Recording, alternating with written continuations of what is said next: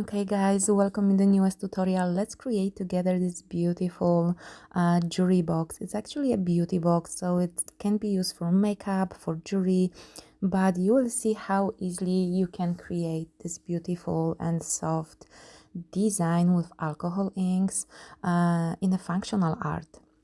And I'm gonna guide you throughout the entire process. So this is how the beauty box was looking like originally.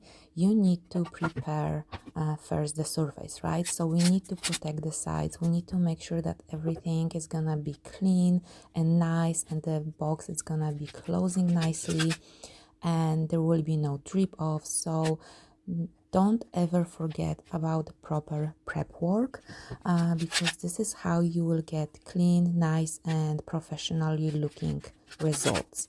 So we are gonna use a tape. It's just like a tape that you are using for painting. It really doesn't matter what kind of brand it is. Just make sure that it's sticking very nicely and evenly all around your lid. And what is the most important is to paint on top of the side, so sealing the edge of um, your tape. This way you are gonna assure that there is no leakage. So for this purpose we are gonna use acrylic paint. You can use gesso, it really doesn't matter.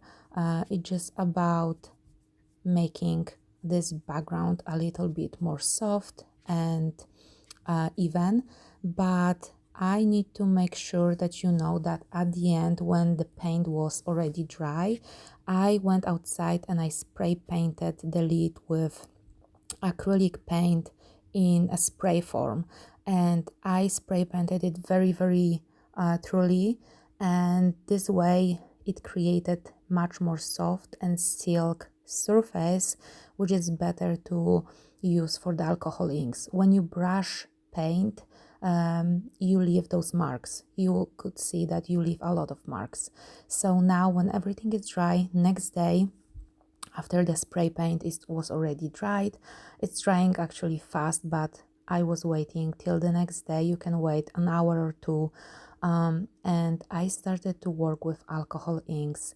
I'm using here blending solution from Kamenskaya, and I'm using her nude collection, beige from the nude collection. It's very nice pastel opaque alcohol ink with a lot of white ink in it, and I'm using my for hairstyling brush. It's actually from the brush for styling the hair. I'm just not adding the brush at the end, so it's very similar, acting very similar to just hair dryer, but you need to make sure that when you're working with alcohol inks, your hair dryer or this styling brush is having cold settings, because we want to move the alcohol inks, but we don't want them to dry too fast. And I'm having in this little jar next to me a little bit of blending solution from Kamenskaya, and I'm just adding with the pipette a little bit of blending solution on the surface. Then I'm dropping the ink directly into the blending solution, and you can see I'm just coming from the sides. You cannot blow directly into the inks, you just need to come with the air from the sides. But it's really such a small surfaces. I recommend using tilting and just straw and blowing around the inks. You don't really need to have those tools. You can see how fast they're drying everything around. So I actually, after a while, I switched to just tilting, blowing, and using my mouth for this purpose. On those kind of small surface, you don't need more. I'm using here Baby Blossom from Copic.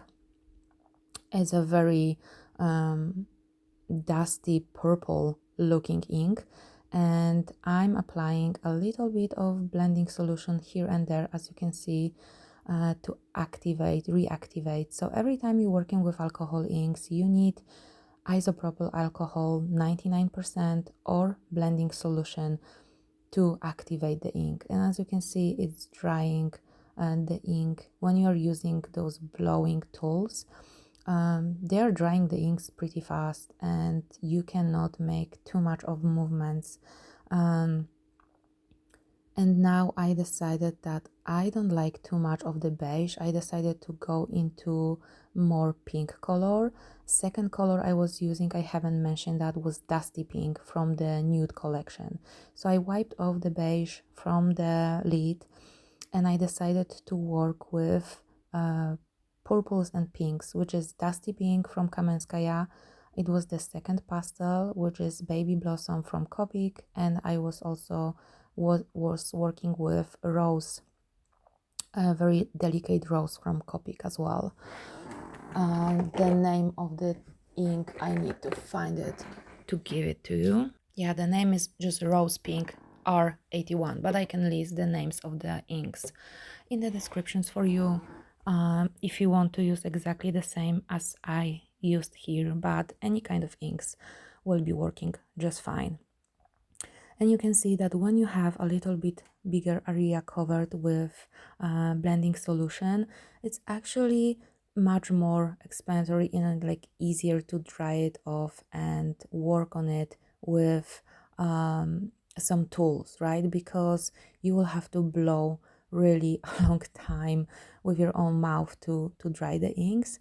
But if you work on small areas, and if you add only a little bit of blending solution here and there, it's really much easier to navigate the inks, especially if you're a beginner. By just using a straw, hand pump. I'm gonna show you another tutorial very soon with different colors, with blues, and you will see me not working with this dryer hairbrush anymore. And I'm just going in and reactivating ink with my fingers. You should be wearing gloves if you work with alcohol ink and you have very sensitive skin. Just make sure that you are wearing gloves if you are dabbing with your fingers. And here I'm having a baby wipe, and again I'm removing a little bit more of the beige color. I'm just leaving the leftovers, and this is what is good. It's still leaving some stains, but whenever you feel like any kind of color is um, it's not looking nice, here I'm using just simple white from Kamenskaya, and it's making the colors really much softer, right? So it's making the colors look much more pastel-y and soft.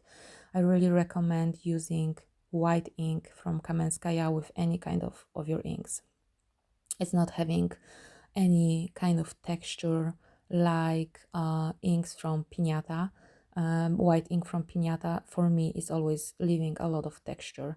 So I recommend using white from Kamenskaya if you want to make your inks looking much softer. And when it comes to the design, just start from the center and blow around. If you try to blow around and make some kind of wispy look or flowery look, it's always gonna work fine and okay if you start from center and just work around in different corners.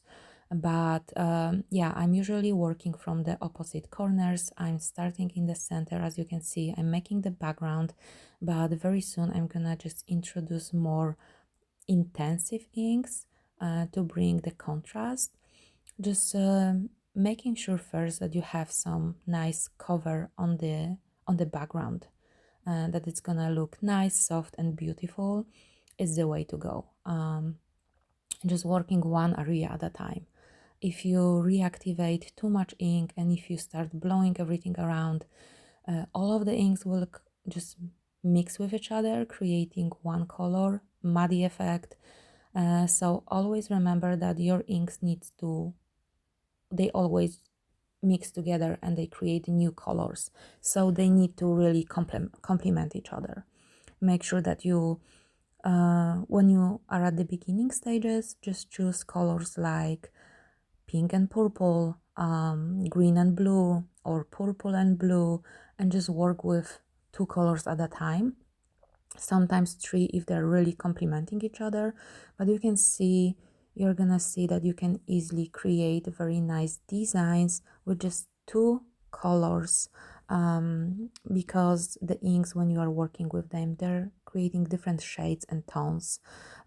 So it's really something that it's better to keep it on the much more safe side. And it's again adding a little bit of blending solution to reactivate the inks. If you want to learn more about why to work with blending solution instead of isopropyl alcohol, if you want to learn a little bit more about the alcohol inks, make sure that you subscribe to the channel, because I will be posting more videos about that. I'm gonna post more tips about that, and also check my mini courses, because I'm gonna have very nice mini courses at affordable prices, where you can learn much more technical stuff and in-depth details, how to work and what to choose, how to prepare the background and everything. But I will be definitely working on some more tips about preparing the background, because you can see that you don't have to work with alcohol inks always on the paper, on the plastic paper. You can do a lot of cool functional art with alcohol inks, where you don't have to cut the paper and glue the paper, and you can work directly with a good preparation of the surface. You can work directly with resin or with other backgrounds, and do very cool stuff with alcohol inks. And you can see me working in some more intensive colors, right? Reactivating small areas. It's really coming with the air from the side, never directly on top, because you will blow everything very very intensively if you will blow on just on top of the alcohol ink. So I'm coming from the sides. You can see me adding white together with my inks, with the baby blossom, and together with other inks. It's always making them look so much softer and so much more delicate. Even if you're working with very light colors, those colors are usually very vibrant, because inks are very pigmented. So it's an amazing idea to work them together with white, and this way you will get softer results and softer looks. And just working one area at a time, reactivating a little bit of the ink, trying to make some kind of design, right? And sometimes if the ink is not going in the direction where I want to go, or is not reactivating, just dab a little bit into the direction that you want the ink to go. It's gonna activate this area. It's gonna make this area wet, which means that when you are blowing, it's gonna go in there, and there's not gonna be any barrier. But it's something that you need to try and test yourself, and don't be scared. You can always take your spray paint and just paint it again white. Just paint on top of your design if it's not gonna be successful, and just do it again. And you can see I'm reactivating this area, because this dark design was too much on the edge, and I prefer when the dark color is coming from the center. And in the center I'm having just the beige, and see it's looking kind of like all right, because I with this beige in the background is reactivating, is mixing with the other colors, it's creating something nice and unique. And you can also see me, like, when I'm making the voiceover, I'm also thinking, like, why did I touch this area, right? Why did I reactivate it? I should just leave it alone. And here you can see me dabbing. So I decided it's just too much ink, too much. If you add too much ink, it really can make this area very, it's just too hard, right? It was not flowing nicely. It was not wispy anymore. And this is when it's happening when you add just too much ink. And if you reactivate all over again, sometimes you can mess up the soft look as well. So if you're like 70-80% happy with the area, just let it go. You cannot with fluid art, with ink art, you cannot control it 100%, especially if you're at the beginning stages. You cannot control it 100%, so it's better to just let it be, let it go, and just leave it, right? And um, you can see me adding piñata brass. It's metallic. I decided to bring some metallics here because I was not working with any metallic from the beginning, and I decided to bring more metallics into the design and switch to the hand pump instead. So you can see me working with another tool. It's working longer, but it's also like it's fine, right? And as I mentioned, you can also blow with your mouth. I'm reactivating the sides so they look a little bit more soft. And now what I'm looking at it, I'm like, I should leave it as it was, right? It was fine. So remember that sometimes you need to know when to stop. I'm adding more gold, white, and I'm adding baby blossom color on the side, and I'm blowing with my mouth. So you can see how the inks are working when you're just blowing with your mouth. And you can create very nice effects with just working with that and taking a straw. So I'm bringing more intense color in the center of the design, blowing to the outside. I don't want to reactivate everything, so I'm using my finger to dab a little bit to move the gold, because I don't like when the gold is very much concentrated in one area. So just making the design a little bit soft, right? And you can see that you can do it by dabbing with your finger. You can do it by using your brush. It's also a very good idea to use your brush and reactivate inks here and there. You don't have to add a lot of ink to just work on a very tiny area that you don't like, or it's too hard, or it's too soft, or there's too much gold. Just use some mini tools to move ink around without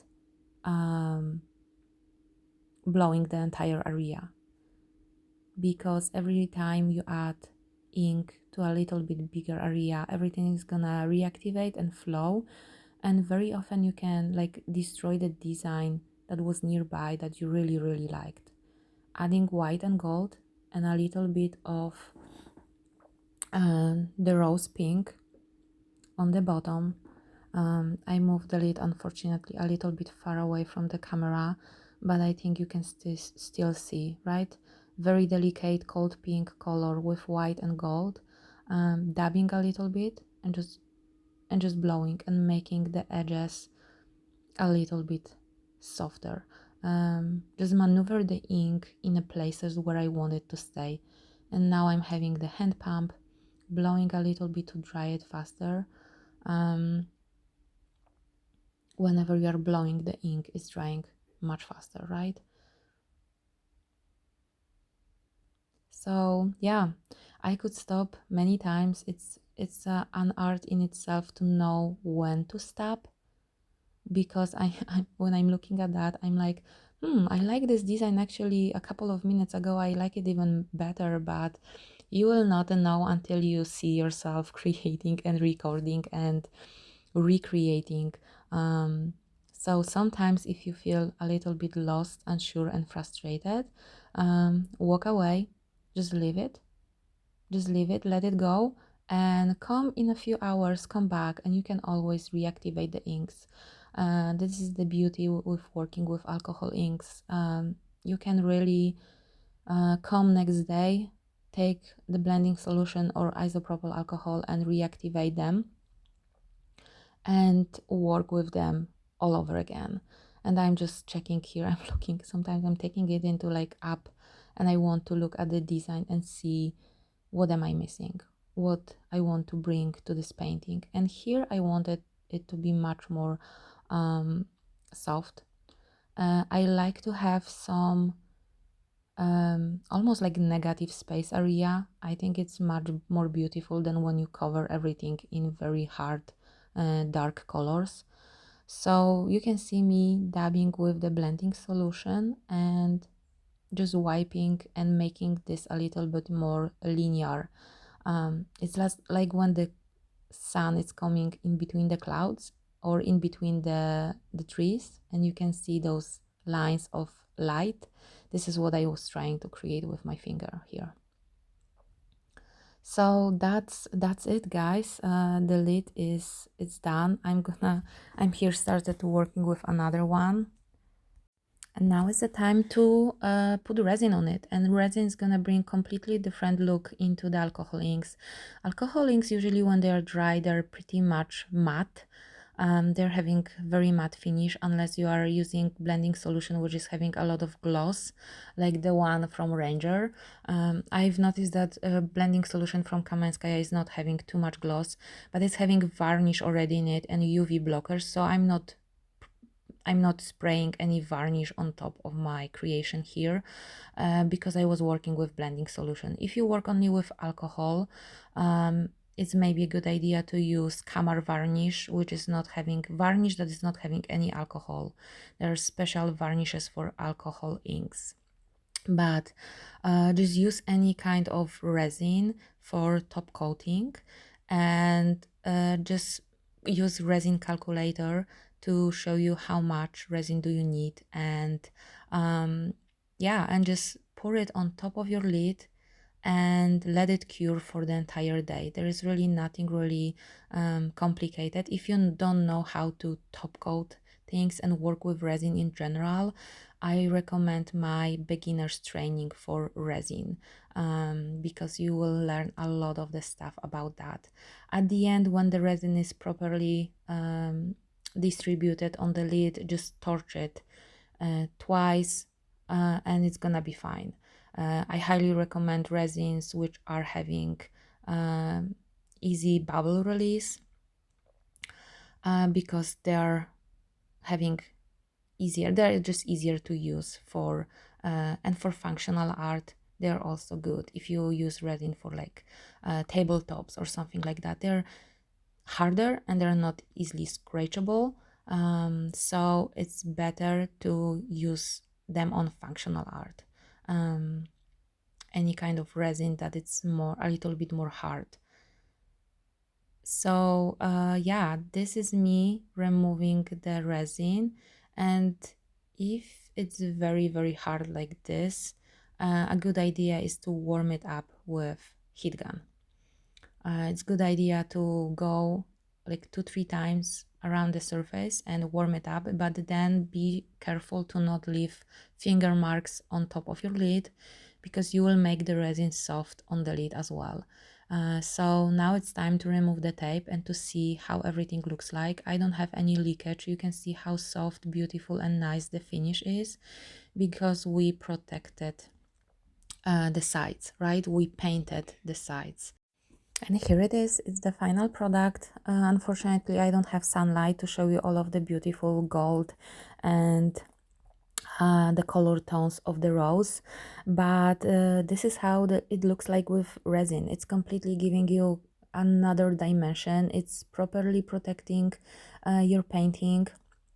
It's amazing now to use it as a functional art, you know, and it's having this very unique high gloss and high-end looking result. And yeah, and if you want to see me creating another box like that with different design, if you want to see more of the creation, just subscribe to the channel, watch more tutorials. I'm gonna have a lot of alcohol ink, but also geode resin style here on the channel, and I'm so grateful for you to watching it with me. Hopefully you will try it yourself, and I'm gonna see you in the next video. Thank you for watching.